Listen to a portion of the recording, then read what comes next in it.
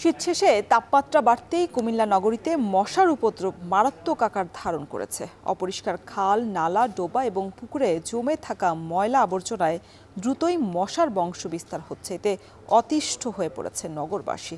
এ নিয়ে বিস্তারিত জানাতে কুমিল্লা নগরী থেকে যুক্ত হয়েছেন সহকর্মী মাসুদ আলম। মাসুদ, মশা নিয়ন্ত্রণে সিটি কর্পোরেশনের কোনো উদ্যোগ আপনার নজরে পড়েছে কিনা, বিস্তারিত জানাবেন।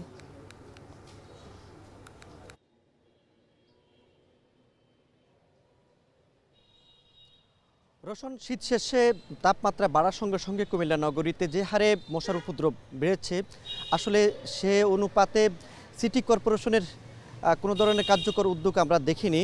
এ বিষয়ে আমরা সিটি কর্পোরেশনের কর্তৃপক্ষের সাথে কথা বলেছি। তারা আমাদেরকে আশ্বস্ত করেছেন আসলে তারা মশার যে উপদ্রব এবং মশার বংশ বৃদ্ধি ঠেকাতে এবং যে মশার যে বংশ বাড়ছে এবং মশার যে উপদ্রব সেটা নিয়ন্ত্রণেও তারা কাজ করবে বা কাজ করছে বলে তারা আমাদেরকে বলছেন। তবে স্থানীয়রা বলছেন যে সন্ধ্যার পর থেকে তাদের বাসা বাড়িতে থাকাটা একেবারে খুবই মারাত্মক কষ্টসাধ্য হয়ে পড়ে।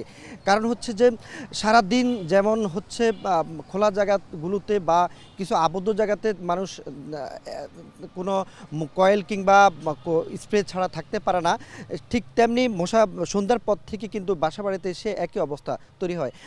নগরবাসীরা বলছেন যে কয়েল স্প্রে বা বিভিন্ন ধরনের মশা নিয়ন্ত্রণে বা মশক নিধনে যে সকল জিনিসপত্র তারা ব্যবহার করেন সেগুলো কোনো কার্যকর কাজ হচ্ছে না, যার কারণে কিন্তু তারা নানান রোগে আক্রান্ত হচ্ছেন মশার কামড়ে।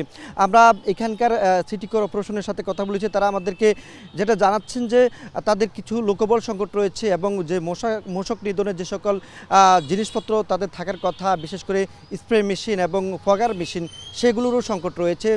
তবে এই সংকটটি কিন্তু দীর্ঘদিনের সেটি সমাধান করা হচ্ছে না এবং কুমিল্লা নগরীর যে পুকুর, ডোবা, নালা এবং যে সকল পানি নিষ্কাশনের যে জায়গাগুলো রয়েছে সেগুলোও অপরিচ্ছন্ন অবস্থায় থাকার কারণে এই জায়গাগুলো থেকে মশার যে প্রজনন বা মশার যে বংশ বৃদ্ধি সেটি ক্রমে বাড়ছে।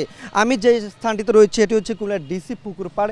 এই পুকুরের যে কচুরিপানা এটি দীর্ঘদিনের, এই স্থানটি থেকে যে মশা বংশবৃদ্ধি হয় সেগুলো মূলত এই আশপাশের যা এলাকাগুলোতে উপদ্রব সৃষ্টি করেছে, এতে করে মানুষের এবং এখানকার মানুষের ভোগান্তি বেড়েছে।